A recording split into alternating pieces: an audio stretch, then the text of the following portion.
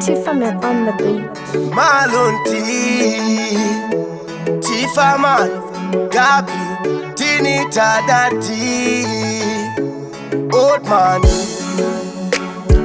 Ayatola, Uncle Timmy,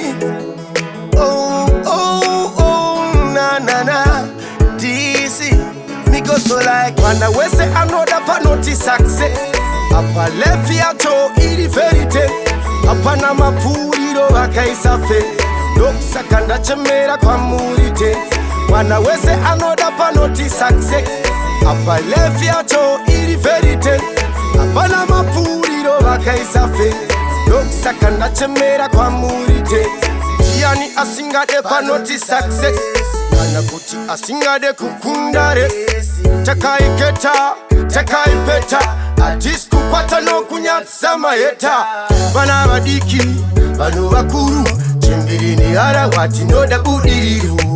Tane kupita makata, Tabuda dikita, Purisi tane nyota. Wana wese anoda panoti success, Apa lefi ato ili verite, Apana mapuriro wakaisa fe, Doksa kanda chemera kwa murite, Wana wese anoda panoti success, Apa lefi ato ili verite, Apana mapuriro wakaisa fe, Doksa kanda chemera kwa murite. Jambo sama koda itira basi, Asi junu shato shangora mbashiri basi, Ekudo yeta kutengesa madomasi, Asi mumwe ari kuti asi anasi, Asi anoramba akashingirira kusungirira kuyenderera, Nekuti anoda okubudirira, Mwana wese ande iwo kwese, Nekuti tave kuda zvese, Mwana wese anoda panoti success, Apa lefi ato ili verite, Apana mapuriro wakaisa fe,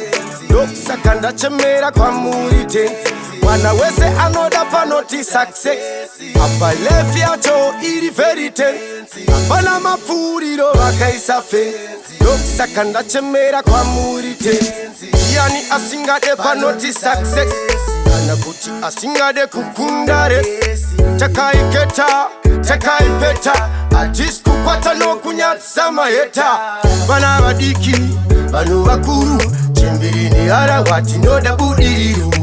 Tane kupita makata, Tabuda dikita, Purisi tane nyota. Wana wese anoda panoti success, Apa lefi ato ili verite, Apana mapuriro wakaisa fe, Doksa kanda chemera kwa murite, Wana wese anoda panoti success, Apa lefi ato ili verite, Apana mapuriro wakaisa fe, Doksa kanda chemera kwa murite.